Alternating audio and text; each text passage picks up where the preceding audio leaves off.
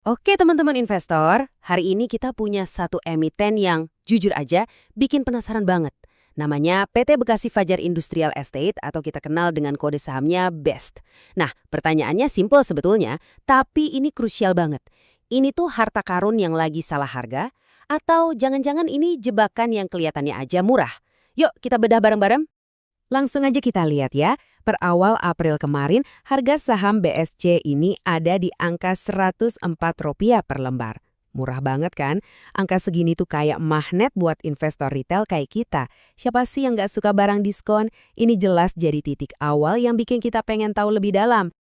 Eits, tapi tunggu dulu. Di balik harga murahnya itu, ada data yang perlu kita waspadai. Coba lihat, laba bersih mereka untuk tahun 2024 itu anjlok parah. Hampir separuhnya hilang dibanding tahun sebelumnya. Nah ini lampu kuning pertama yang harus kita perhatikan baik-baik. Disinilah letak teka-tekinya. Apakah penurunan laba ini artinya bisnisnya emang lagi berdarah-darah? Atau mungkinkah pasar lagi panik berlebihan dan salah menilai perusahaan ini yang justru membuka peluang buat kita?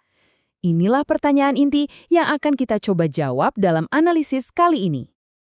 Oke, sekarang anggap saya ini mentor kalian. Kita nggak akan cuma lihat luarnya aja. Kita bakal jadi detektif keuangan, kita bongkar mesinnya. Kita harus lihat lebih dalam dari sekedar berita utama yang bikin cemas.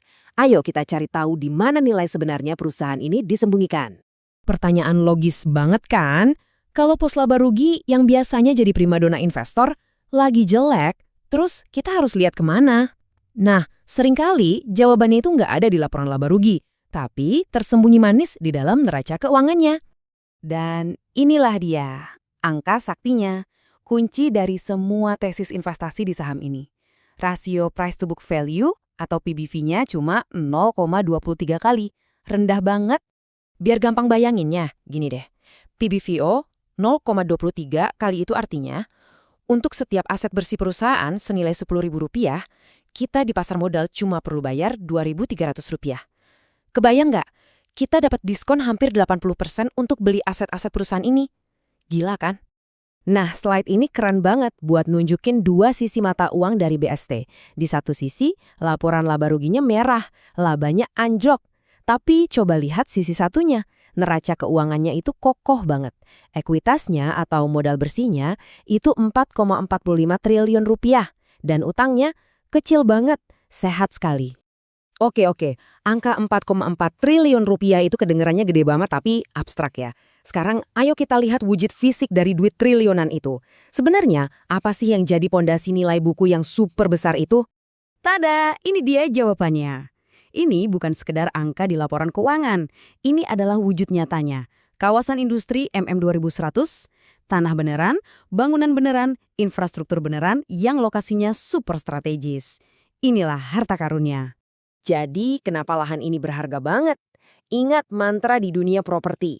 Lokasi, lokasi, lokasi. Tanahnya ini ada di jantung industri Indonesia, tempat pabrik-pabrik raksasa multinasional berada. Plus ada tol baru, ada LRT, nilainya bakal terus naik. Dan yang paling penting, mereka masih punya tabungan lahan lebih dari 600 hektar. Luas banget. Punya aset bagus tapi performa laba menurun itu kan percuma kalau didiamkan saja. Nah sekarang kita lihat apa rencana manajemen untuk membangunkan raksasa tidur ini. Gimana cara mereka mengubah aset triliunan ini jadi cuan di masa depan? Nah ini dia langkah cerdasnya. Mereka nggak lagi cuma jualan tanah kosong. Mereka mulai beralih ke produk yang nilai tambahnya lebih tinggi, yaitu bangunan pabrik dan gudang modern yang siap pakai. Jadi penyewa tinggal bawa mesin, langsung produksi. Proyek BEFA Industrial Hub ini jadi andalan utama mereka. Dan strategi ini pas banget sama tren ekonomi zaman sekarang. Mereka nggak asal bangun loh. Mereka ngincer penyewa dari sektor-sektor yang lagi booming. Pusat data, pabrik mobil listrik, sampai perusahaan-perusahaan asing yang lagi mindahin pabriknya ke Indonesia. Ini nunjukin kalau manajemennya punya visi ke depan.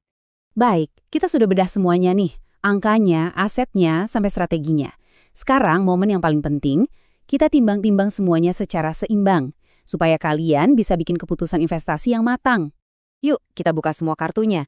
Sisi peluangnya atau tim bantengnya jelas banget.